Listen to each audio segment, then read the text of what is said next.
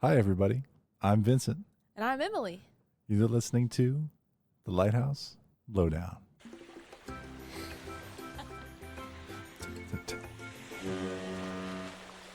Love it. I would have gotten a lot of flack for that if I had not hit it on time. It was close. I don't think so. Because when I edit, I realize I pick on you every single time. Even when you did it right, I was like, ooh, that was kind of close. A little bit of picking. So, welcome to the episode.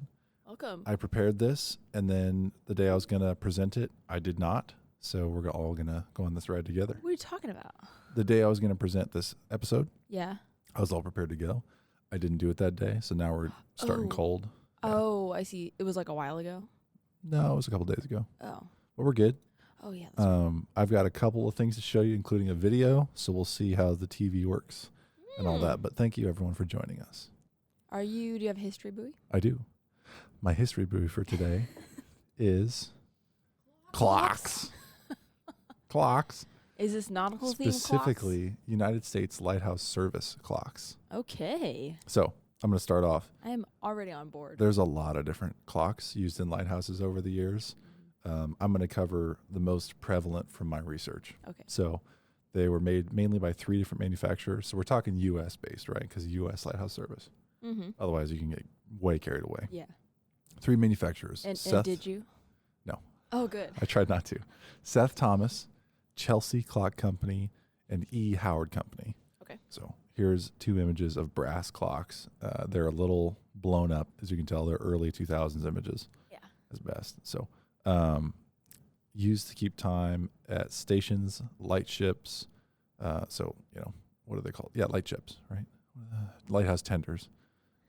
Light ships and lighthouse tenders. Make sure, wow. Caffeine's really coming for me. So they're significant. Timekeeping in lighthouse keeper's life is very significant because they're looking at flashing pattern, making sure that's right after it's set up, making sure it's consistent. They're looking at fueling, and they're noting time of significant events in their logbooks. Mm-hmm. So and like if you have to rewind the clockwork mechanism and everything, that's all based on passing time. When they're coming in, when they're going from service, they note their time in the logbook, as well as vessel sightings or storms, anything like that. So you got to have reliable clocks. Yeah, they have to be very high quality. They have to be seaworthy, if you will. So typically, you'd have a small round brass clock that's mounted on a lighthouse wall or a lighthouse vessel, and they're also used in the tower. Sometimes they had larger clocks that were in the lighthouse keeper's house. They have very ornate ones that are pendulum style, but this is the most practical, and it was a wound clock. Why brass? Because of, and this is still true today in like nautical construction, because of its resistance to rusting. Okay. Especially with saltwater spray. Nice. So. Yeah, on a ship, that would be important.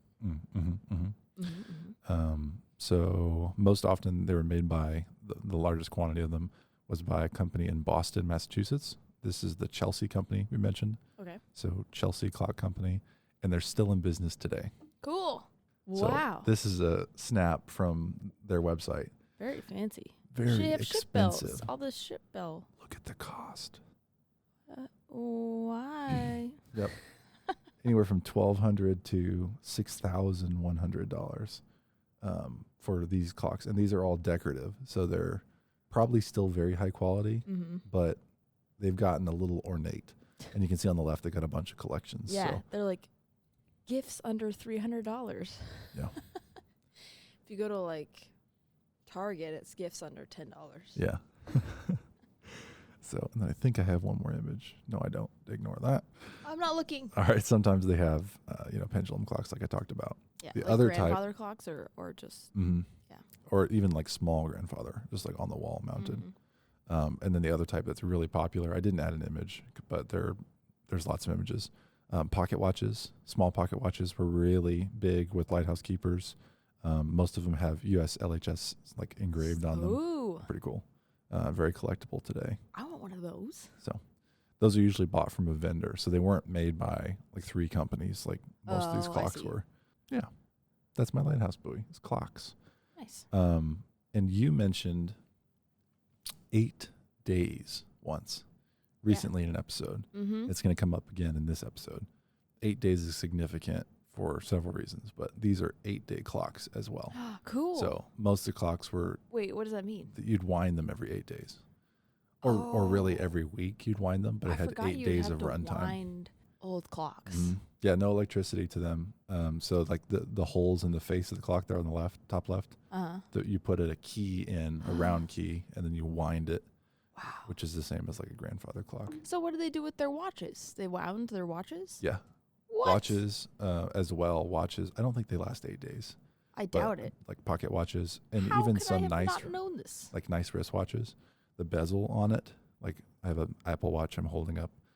You don't wind this, but it's the same idea. And the bezel, you can actually pull them out and wind it, and it actually charges a spring. It twists a spring, and then someone who knows, tension.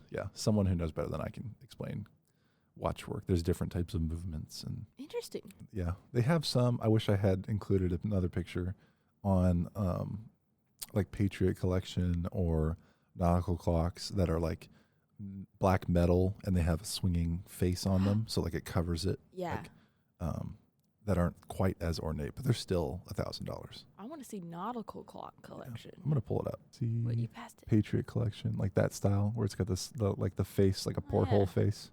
Nautical clocks. Yeah, that's it. Perfect. Well, I was wrong. $320. That's almost. I think it's cool. That almost goes under gifts under $300. $250. There you go. Keep scrolling. I like those navy ones. Those are cool. Yeah. These don't look very nautical to me. I was expecting with how expensive they are, they can't really make them. I'm thinking tacky nautical, and I think that just wouldn't fly with. I don't think that's their target. But like, I really do enjoy this 24-hour clock, which is cool. They have a 12-hour standard and then 24-hour, and it's like black dial, white face, a little crescent moon. Yeah, it's just classy. It looks tough. Like I like this. I don't know what to call it. Porthole, right? Like a window. I want to see what's behind it. Inspired by Chelsea's World War II Navy engine room. I would love one. If anybody at Chelsea Clock Company wants to sponsor the Lighthouse Lowdown, Give us a clock. Or Seth Thomas or E. Howard Company, if you're still around, let us know. I know Chelsea is, though, and I was drawn to this website. Yeah. So.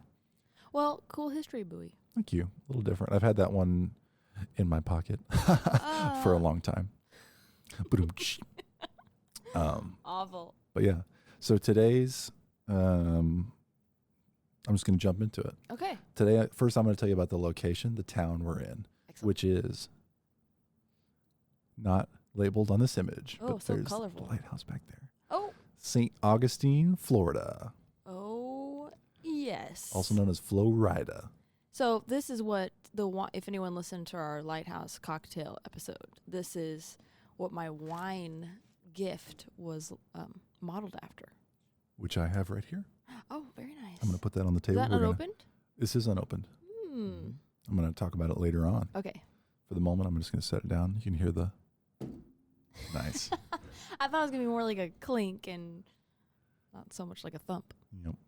So I don't remember which slides I have, so we're going to go through that together. Okay, so we're just living, But we're just living. So St. Augustine, Florida is on the northeast coast of Florida on the water. Okay.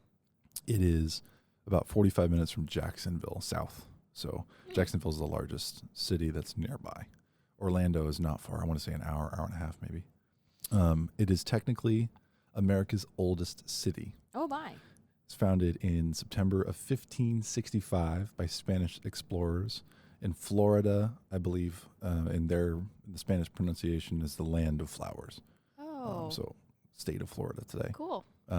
It's the oldest continuously inhabited European established settlement in what is now the contiguous United States. Okay. United States. So you could say the oldest town is Native American developments, of course, but the oldest English Western settled. So there's a lot of history for that reason in St. Augustine. It's a really cool little town. Do they have like ruins, like cool stuff? Yes. Ooh. There's a fort, there's ruins, there's an old town, there's a college that used to be a hotel. So it's like all in one building. It's beautiful. We're gonna talk about it. Okay. There's only like 15,000 residents, is what the internet said. No way. I was really surprised, given this image of like so much traffic going on. That is an island, and technically it might be a different city, like township. This bridge is kind of neat. I'm kind of going on tangents. I got coffee in me. The bridge, I want to say it's the Lion's Gate or Gate of Lion. I can't remember. But there's two lions that are marble statue that are on the end of the bridge that are modeled after the Medici lions, which are in Italy. What are those? And we saw copies of the Medici lions in Sweden. In front of the palace. Yep, made of bronze.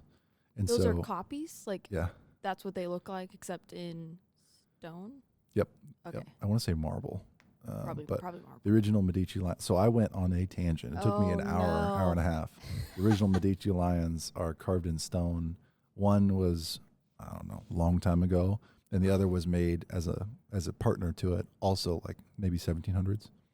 And so they're very old, and they're at the Medici family residence, which is in Italy.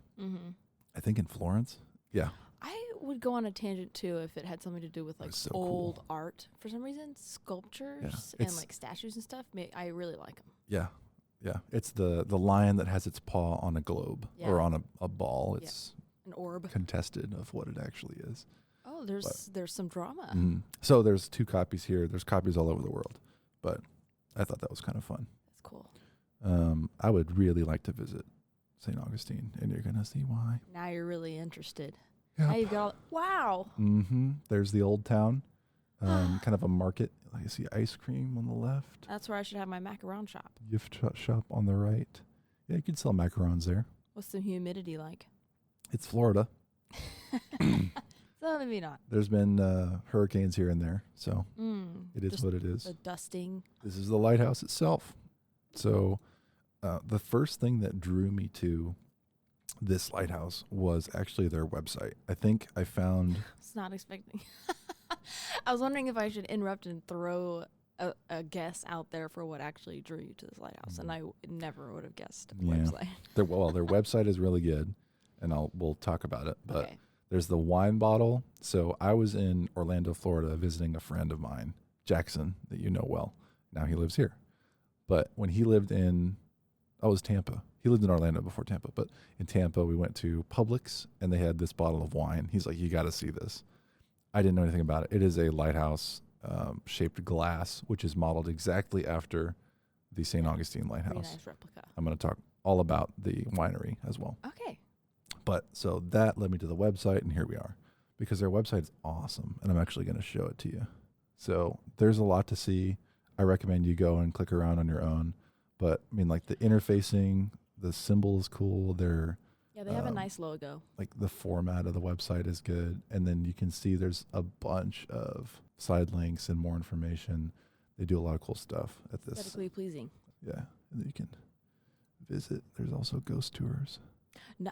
Mm-hmm. I heard Ghost tales. St. Augustine's pretty haunted. It is. Are you going to tell us about those? I know Halloween's over, but we're not going into depth on the ghost tours. I figured that might be a separate. There's so much to talk about. So, but I talked with her name is Emma on email.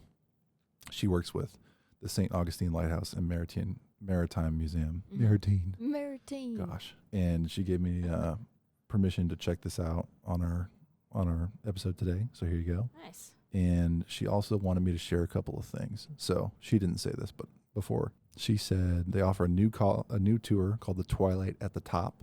So you can see a 1 hour after hours exclusive experience, see a working lighthouse and an active aid to navigation, learn how a lighthouse functions, and enjoy the view from the top at twilight, which is pretty rare. That so you would can be see, so cool. See the sunset and see the lighthouse on. Yeah, and you'd have the lens going behind you. It says it's weather dependent. Of course. Children must be 44 inches or taller and accompanied by an adult. Yeah. Upcoming events, I don't know when we're airing, but December 6th is Luminary Night, the lighthouse illuminations. Tides, tidings, and trees. Then they have events November 22nd through January 13th if they want to experience those lighthouse events and after hours shows. I see. They also have a children's winter camp. Ooh. Ooh. So she asked that I share that with our listeners. So I they've would got. be doing. Yeah. Continue. No, please. What would you be doing? All of it? I was gonna say I'd be doing myself a service by sending my future child, to a winter camp at a lighthouse. I'd be like, go on, have so much fun. I live vicariously through you. Here's a camera, take some pictures. Yeah. Go on, kid. Take some pictures. Ask some ghost questions. Dark of the Moon. I can't speak. Dark of the Moon Ghost Tour.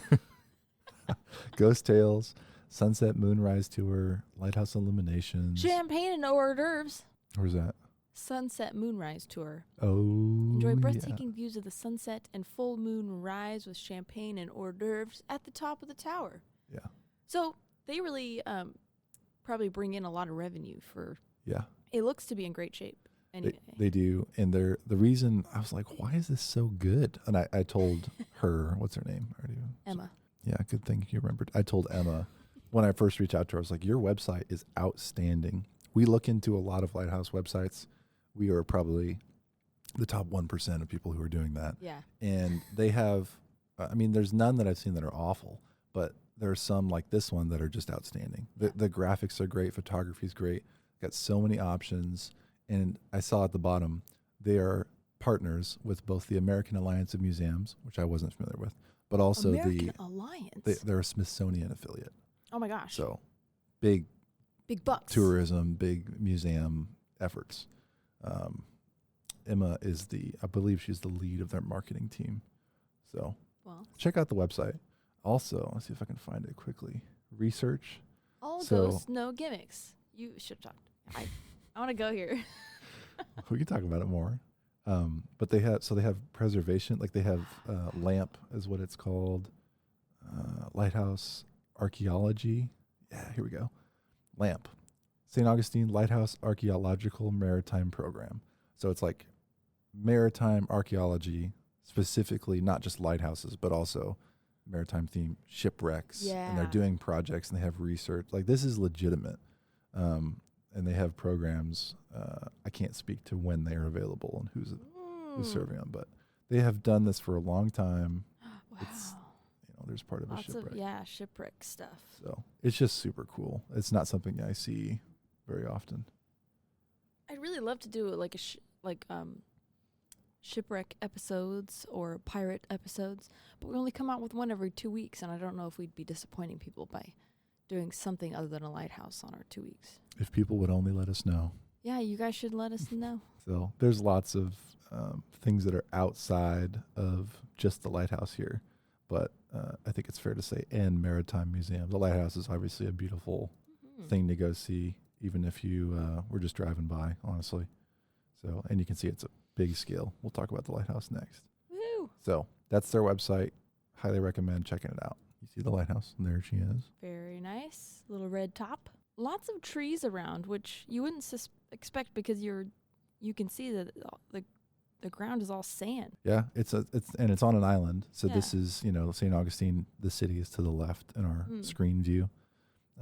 But it's got a long history, and it didn't always look like this, as we know from a lot of lighthouse history. Yeah. So the first settlement I talked about was the Spanish settlers. 1500 to 1800, they were here.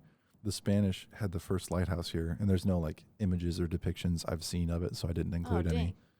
We're just going to talk about the modern tower as far as what we can look at. But 1500 to 1800s, it was wood and stone that was locally sourced.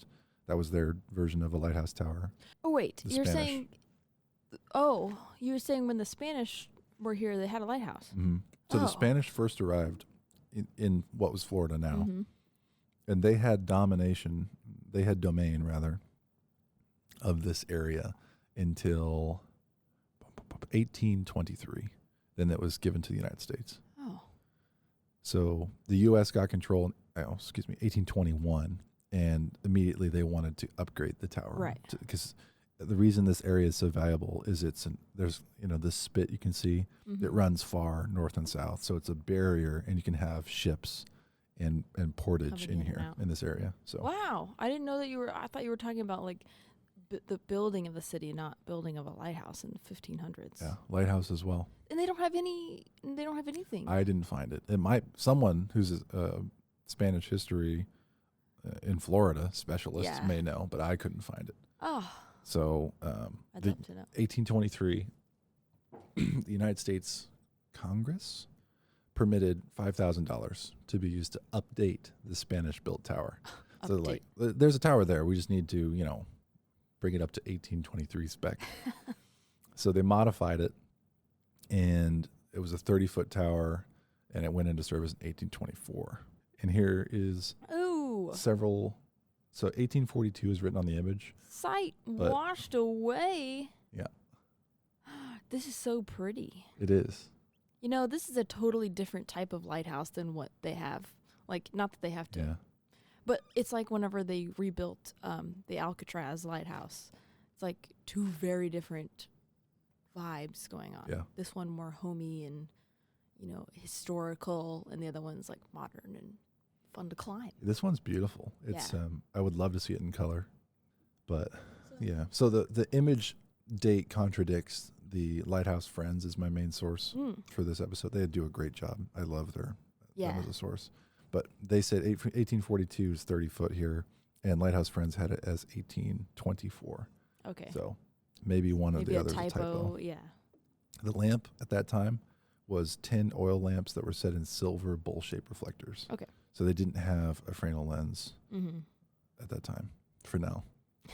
Gosh. Close. Um, We're still learning. yeah. It was upgraded to a fourth order revolving Fresnel lens in 1854. And the height was increased over 50 feet. There you go. And then, gosh, another contradiction. What does it say? 1848. 1848, and And it says 40 foot there. 1852 is the final. Okay, we're good. We're up top now. That's the Fresnel lens is placed in this image. Okay. 1859, just a moment in history. Joseph Andrew, Andreu, he was the fourth head keeper of the light. He fell 60 feet to his death. Oh, no. The lashing on the scaffolding he was using gave way Okay. while he was whitewashing the tower. Dang. And he would go on to become one of the ghosts that is Excellent. haunting the I tower. mean, not excellent, but Might as well. His whitewashing, it'll get you. Mm, There's a lot of stories of keepers falling. scaffolding, lashing, they'll all get you. His wife, Maria, she took over as the keeper Wow. and served until it was extinguished shortly after the outbreak of the Civil War, Oh, no. American Civil War, which was from 1861 to 1865. So also another ghost moment.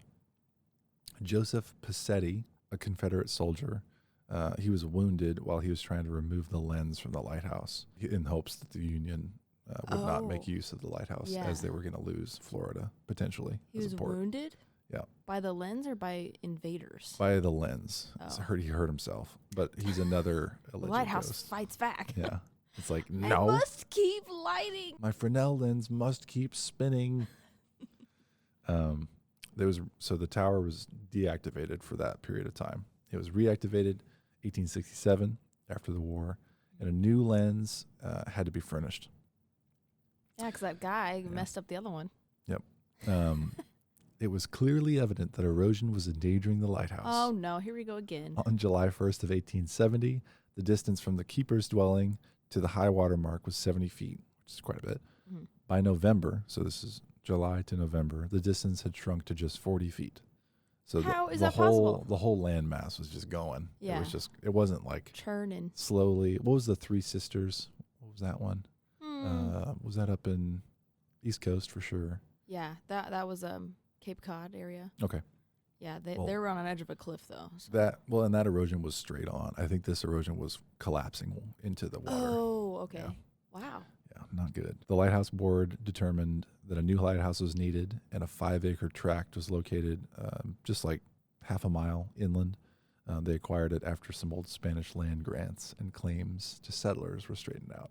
So more paperwork for the Lighthouse Board, but they got it done. The plans were drawn up by a man named Paul Peltz, P-E-L-Z. He was a chief draftsman of the Lighthouse Board, and he also later would go on to be one of the 2 architects that's responsible for the Library of Congress. Oh, my gosh. Kind of cool. Yeah. Very cool.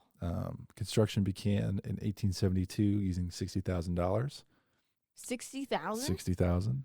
Holy cow. And then immediately the next year, they added $20,000. Oh, yeah. The walls had grown to a height of just a few feet when all of the funds were gone. No. Yes. How is that possible? Construction planning has been going well for a long time. Wow. Did they buy materials with that, or okay? Materials, So and like they hired, labor, they ran out. They Oh my signed gosh. contracts. An additional $25,000 allowed the work to continue, and finally it was done. So the sum is 60 plus 20 plus 25, so $105,000 in 1800s, which sounds like a lot. Yeah. In 1874, finally it was relit. Okay. So What kind of lens we've did been they through have? some things. Also a fourth order, I believe. Okay. It's first order now, isn't it? Yes, it is now. This is the old one we're looking at. The Right. new one, it is a first order lens. I'm not done reading my paragraph. Sorry. Gotcha. It is a first order lens, and it's 165 feet tall. It's the one that Wow. is shown today, and the day mark is the same as Hatteras. It is the spiral black and white. Hmm? So the left image is in 1966. So it's been like 80 or 90 years since it was constructed. Wow. The tower at that time. Within a month of this construction in 1874, a flock of ducks flew into the lantern room. Oh, it's always ducks flying. What are they doing? Ducks, man. They're not. You don't need to do They're that. like, ooh, a laser beam. You're not moths. Don't go into the light. Well, they're big moths. They broke 3 panes of glass, Oh, and they caused slight damage to the lens, jeez. which would cause it to need to be replaced. But first, a wire screen was installed around the lantern room. Of course. That was their first move. The tower, the construction is kind of interesting. The brick came from Alabama. Granite for the base came from Georgia. Iron all came from Philadelphia. So it was a big old deal. Yeah. The lens, the new one, came from France as well. Of course. Fresnel lens, yep. It was a fixed white light pattern, and every 3 minutes displayed a white flash. I believe that's the same to today. Okay. 165 foot tall to the focal plane, the focal plane, and it was painted, of course, the black and white spiral bands to match Cape Hatteras. Nice. Yep. They did it on purpose. Yeah. And honestly, if you look at the construction, it's pretty similar to Cape Hatteras. Yeah. The base octagonal shape, and then the whole thing looks quite similar to Hatteras. When I first saw this wine bottle, which is very accurate, good for them, it reminded me of Cape Hatteras, Yeah. but only I a foot tall. I thought that they used the same plans for this one as Cape Hatteras. Maybe they did, and my notes are confusing that Mr. Pels also was the architect of Hatteras. I can't remember. Okay. I think that's a big moment we should figure out in Lighthouse history of who was the architect, and maybe it's several people, because architects are huge in lighthouse development. Yeah. We've talked about often there'll be a nameplate or a plaque Yeah. like, For the engineer. here is the engineer, lighthouse engineer, which is a cool job title. Here I am, just a mechanical engineer, measly. Well, like Bodie Island and Currituck were the same plans that they used for the lighthouse. They're identical, Oh. except for they're different Scale. colors. Yeah. Scale and daymark, right? On the right image, you can see that white building at the base. That was originally built as a keeper's office on one side, and then the other side was large drums of oil. Lard oil was the Okay. original fuel. It was converted to kerosene, and they had to build a new brick oil house that was safer distance away. I assume that's the one on the right, the small Mhm. shack, because kerosene is apparently a lot more flammable Yeah. and volatile compared to previous lamp oil. So That keeper's dwelling is pretty nice. it'll come up. Oh, no. While work was underway on the new tower, the Lighthouse Board submitted the following report. Uh-oh. I'm going to speak in a fun accent. A keeper's dwelling will be required, as there is Oh. not sufficient or proper accommodations at the old lighthouse for 3 keepers, the number required to attend a first-order lighthouse. And the distance is too great from the new tower to ensure proper attendance, even if the present dwelling were suitable. So they're already got this contract to build this big for the time, and still big Mhm. today, beautiful lighthouse. And they're like, we need more money.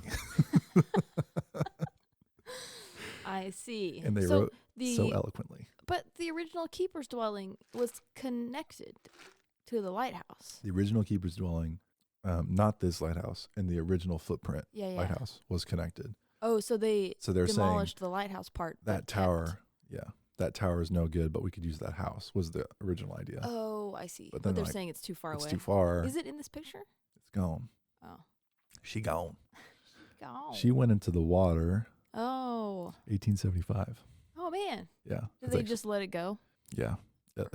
I'll get right to it. So Congress gave $20,000 at that request to build this new duplex, which is beautiful. In the meantime, they lived in that dwelling at the old one. Mm-hmm. They continued to live there until the duplex was built, finished in 1875. It was 1880. It's 5 years later. They watched the old one literally topple into the water. Oh my gosh! So it was within 5 years. It was actually in the water. So not been very good. Yeah. So are the ruins just like underwater? I don't know. Because that would be cool. I've never considered that.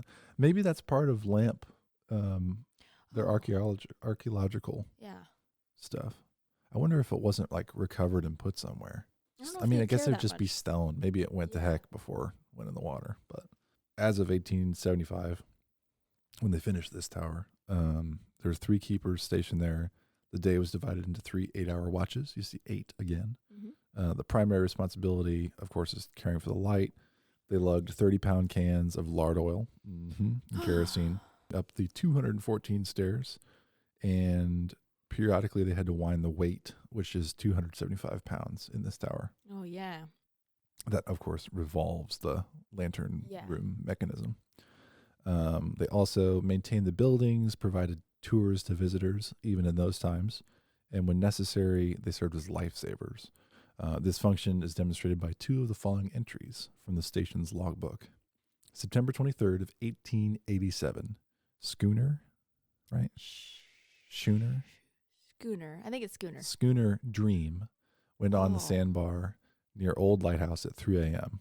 9 passengers rescued by keepers, lost the anchor, sails, and small boat. Oh, man. The vessel floated off in damaged condition. The vessel floated off. Couldn't do anything about it.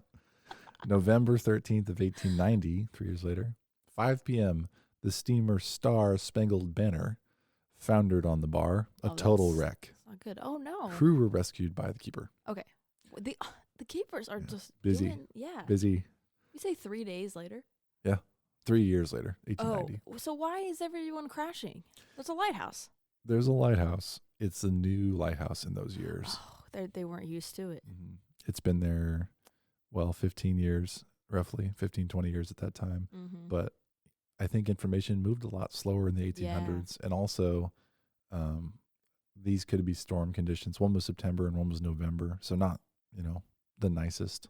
Yeah. One of them also was 3 a.m. Windy and stormy. Yeah. Of course, we hear this a lot about lighthouses. The effects of a powerful earthquake rocked Charleston, South Carolina, which is kind of nearby. What year was that? 1886. The effects were felt in St. Augustine. William A. Harn provided an entry in the notebook. I'm not going to read it because it is interesting, but we've heard a lot of them. Yeah. Dogs barked. There was a big boom. The tower swayed. Ooh. It was Ew. So not good. I don't mean to minimize it, but it wasn't, what was the one in 1904, right, in San Francisco? I think so. That was like the city was on fire. Yeah. Buildings toppled. It wasn't that extent, but still quite exciting for the man who was in charge of a tower. Swaying buildings it's the most uncomfortable feeling. Like when you're when you're in a really, really tall building and it's windy and you can just feel that it's very slightly moving. It's like, why are you doing that? Yeah, very scary. Here's a fun piece of history. I feel like I've heard this somewhere else too. Life at the station was full of varied activities for the keeper's children. One noted story involves Cardell Cracker Daniels, son of keeper Cardell D. Daniels. I was like, that can't be right. Cracker, I love that name. Cracker would regularly use the tall tower in the brickyard as a launching pad for his model airplanes and parachutes. Ooh, that would be cool. After safely parachuting several inanimate objects off the tower, Cracker decided it was time for a live experiment. The cat. Cracker's sister Wilma had a cat named Smokey. Yes. Who was selected as the paratrooper. Didn't this happen somewhere else? I covered this incident because Smokey lives at the lighthouse now as a ghostly cat. Very nice. I covered it in, I think, last year's Halloween episode. Okay. I was going to say, I've heard this before, It's been a year. Okay. The cat didn't die with the It parachute. did not die. Yeah. Um, But God, yeah. those kids would get a thrashing if I was like, you just threw our cat. He never told anyone. Watch. Well, eventually he did. After a couple of practice descents from lesser heights, the poor cat, Oh my God. the reluctant cat was tossed from the top of the tower with a parachute strapped to its back. When the frightened feline reached the ground, it bolted from the area. Unaware of Cracker's antics, Wilma searched far and near for her cat over the next several days. A month passed by before Smokey finally returned home, but it wasn't until several years later that the family learned the reason for the cat's disappearance. Gosh, it ran off with a parachute still attached to him? I guess. A month of lugging It's a around. cat. It was awfully persistent. I bet it got out.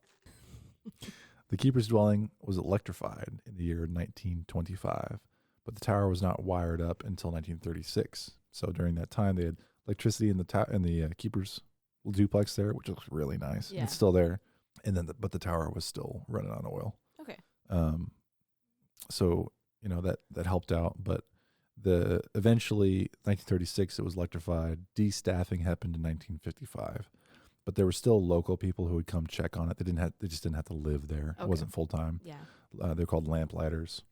Wow, they didn't have Coast Guard people working? Not yet. It was civilian keepers? Mm. Oh. Yep. I think they were actually volunteers, but they would, polish the lens. Mm-hmm. They'd switch on and off the light. And then, it wasn't automated. That's why the light was not automated, even though it was electric. So they'd still had people, lamplighters would come, even though there was no fuel oil being burned. Mm-hmm. So automation occurred in 1971. They put a solar beacon on top, so it would sense when the light needs to be on and off. Yeah. Which I've never really thought about that. Like how that is it clockwork or digital or wireless signal? I have a note to cover automation in a history buoy, but it kind of seems like it would be a lot of work to research. So I haven't gotten around to doing that yet. It'll be big. It's going to be huge.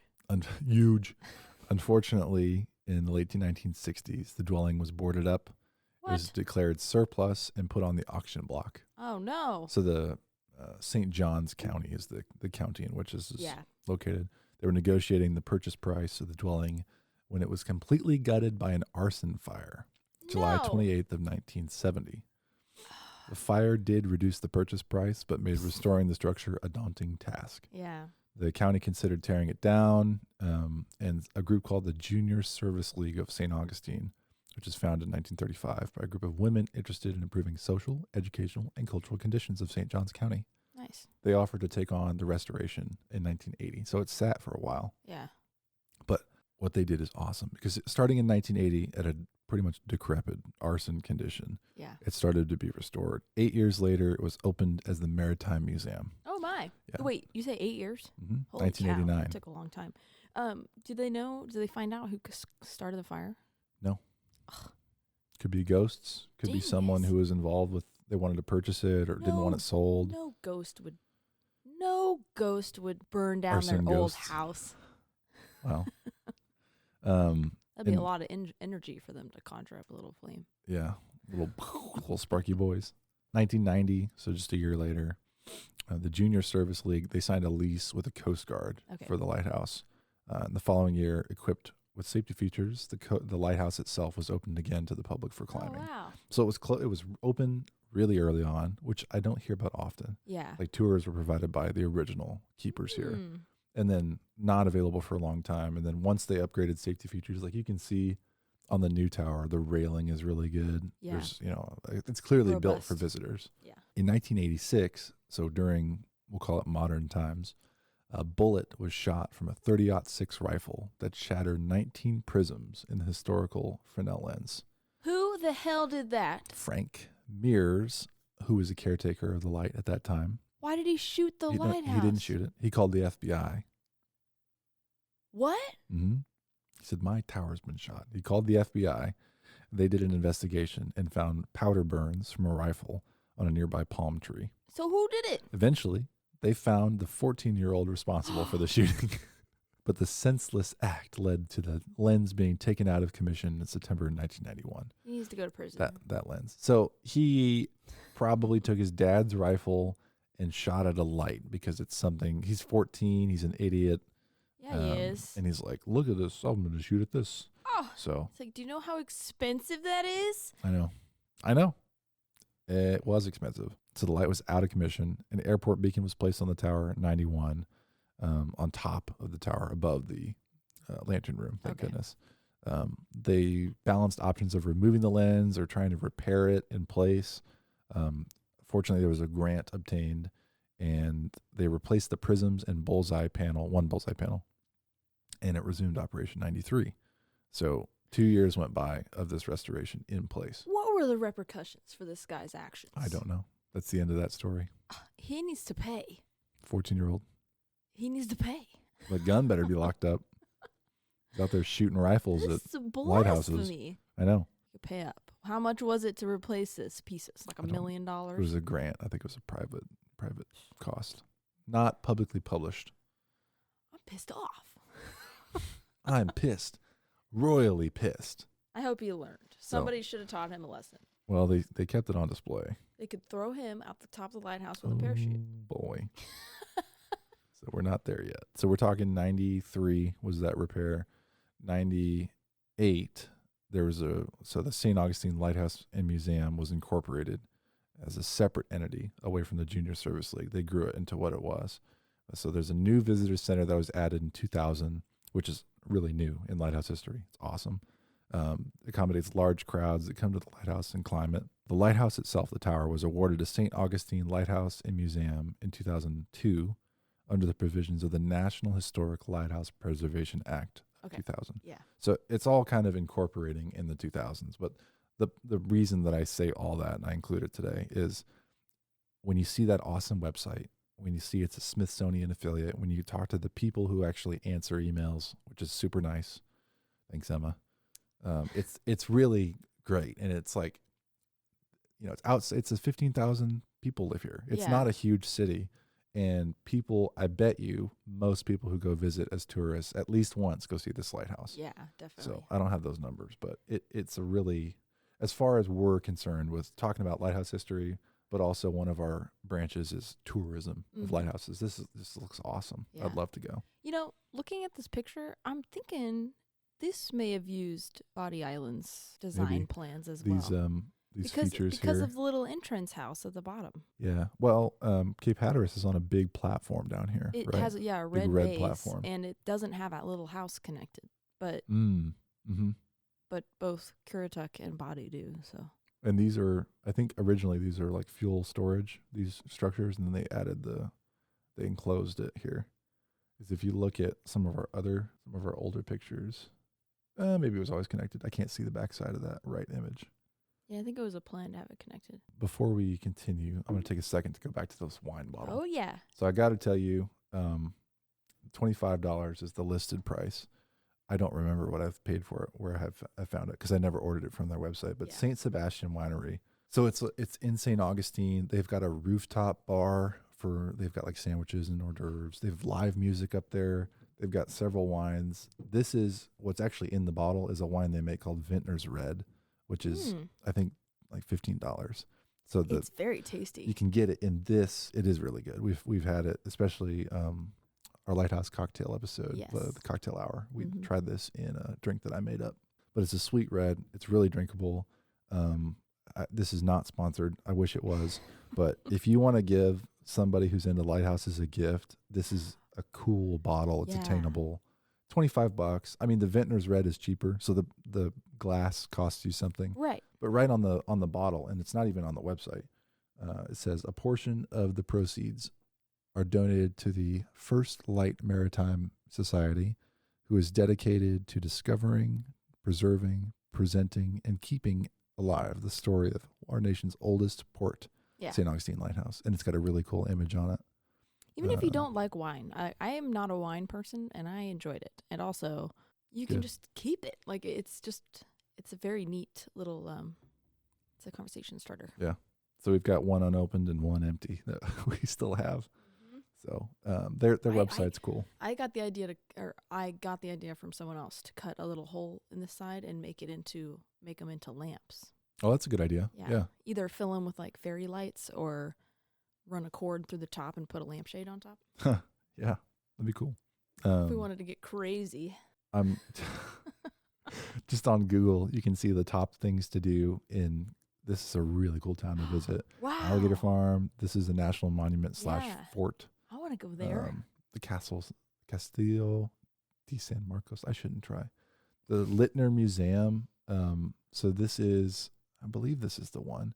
It's a university today. It's also at one point it was a hotel, like a grand hotel. Yeah. So if you look at like aerial photos, it's really cool. Pirate Treasure Museum, archaeological. Yeah. Pirate and Treasure Museum. Yep. We missed out on getting to go to a pirate museum when we traveled. Which one? It was, we were going to go to it on our way out to Currituck, and it said permanently closed. Oh man, and it was I forgot the day about of that I was like, we can make time. It was like right Blackbeard's, right? Yeah, right next to the ferry, and wasn't it? Currituck. It was on Currituck. It was on Currituck. Yeah. But St. Augustine, the Lighthouse and Maritime Museum's up there in the top 6 things to do.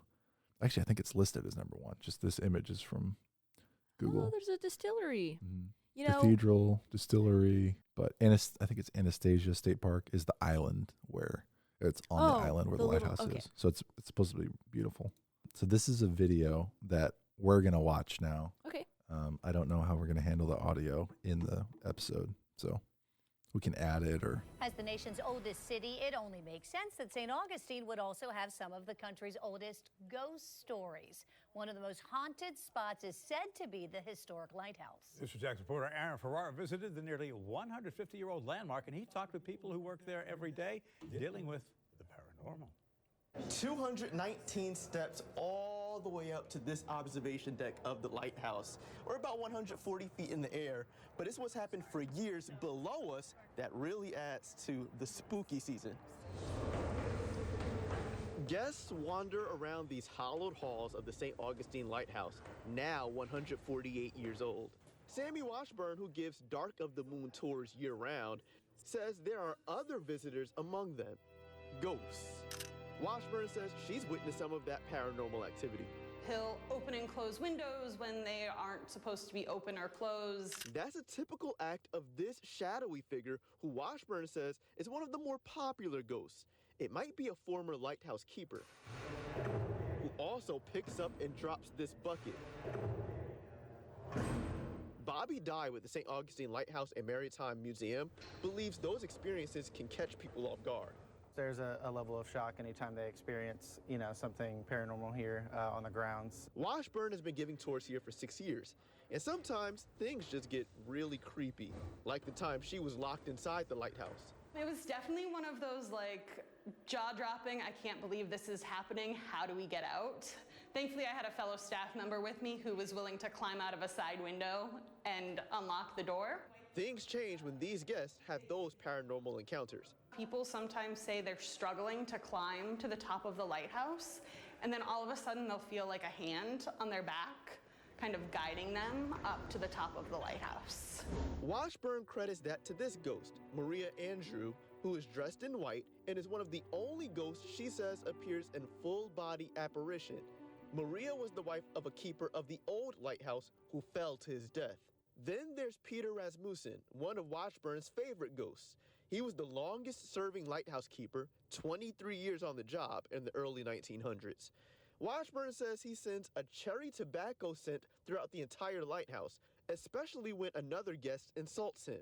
Washburn says that's happened before. He called Peter stupid, and as we were exiting the room that we were in, he stopped right in the doorway. And I went back to check on him, and I got to the other side of the doorway, and there was just this whiff of cherry tobacco, like someone had walked through the doorway in between us. So I think that was Peter just letting this guy know, hey, I've got my eye on you, don't insult me again. The reactions of these mysterious encounters vary, but those who underestimate them, Washburn says, are the best. Those are kind of my favorites because they're usually the ones who are like, I'll be fine. Ghosts could talk to me, ghosts could touch me, I'd be good. But then they actually have something happen and they're like, all right, I'm done, I'm out. So what would you do? Reporting in St. Augustine, I'm Aaron Farrar, Channel 4, the local station. So Hello. kind of neat. For people not watching the video, they keep showing this picture of a black form hanging over the railing, staring down at whoever is taking the picture. And I think I've heard of that. Was it like Ghost Hunters or whatever, Ghostbusters or something? Whoever the people are that go and film and stuff, Ghost Hunters or something. They talk about that. Yeah, like you can't see them, and then you take a picture, and there's a flash. I hate that. It gives me goosebumps. She was also, I didn't notice until this time when I watched it, her Yeah. shirt, I pointed at when we were watching, it has the lighthouse, like the lantern room, and then a little ghost peeking out from around the side in the graphic. So cute. It's so cool.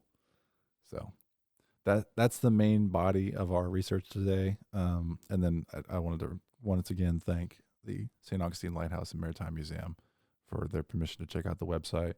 Let's see what else I got on here. That's it. So We St. love a Augustine, haunted lighthouse. Florida. That's Been a on good the one. list for a long time. Lots of history. Mhm. It's so old. Well, and I've condensed some things. I'm sure there's more. There's a lot that I didn't include that, kind of general things that we've covered at other lighthouses. Yeah.